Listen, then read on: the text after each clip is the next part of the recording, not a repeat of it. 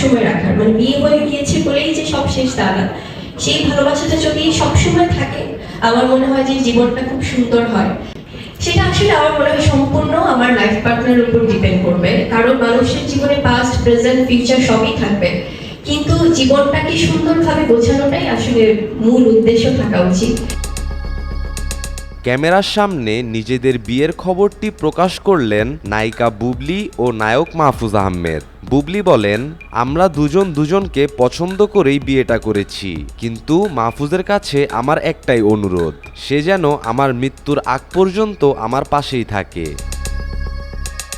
যদি বিয়ের আগে অবশ্যই সেটা অ্যারেঞ্জ ম্যারেজ হোক বা সেটা পছন্দ করে কোনো ম্যারেজ হোক, সবকিছু ক্ষেত্রেই যে কমিটমেন্টটা করবে লাইফ পার্টনার, সেটা যেন একদম জীবনের শেষ অবধি রাখে, সেই অনুরোধটা আমার থাকবে।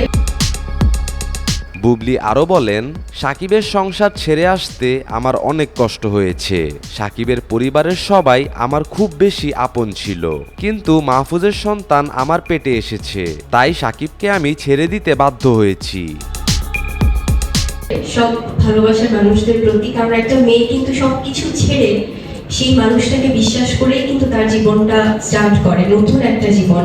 সে তার বাবা মা ভাই বোন সবাইকে ছেড়ে একটা নতুন বাড়িতে ওঠে, সো শুধুমাত্র তার হাজবেন্ডকে বিশ্বাস করে। সো বিশ্বাসটা রাখাটা খুব জরুরি। সাংবাদিকরা বুবলিকে প্রশ্ন করেন, সাকিব খানের সাথে সংসার চলাকালীন মাহফুজ ভাইয়ের সন্তান আপনার পেটে কিভাবে আসলো?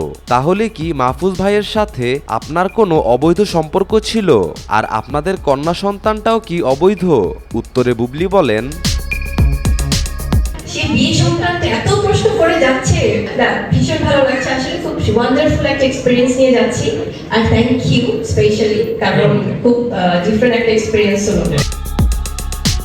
জানি না ঘটনাটি কতটুকু সত্য, তবে বুবলি যদি সত্যি সত্যি মাহফুজ আহমেদকে বিয়ে করে থাকে তাহলে কাজটা খুবই খারাপ করেছে, কারণ সাকিব খান শুধুমাত্র এই বুবলির জন্য অপু বিশ্বাসকে ছেড়ে দিয়েছিল, আর এই বুবলি আজ সাকিবের সাথে এত বড় প্রতারণা করলো।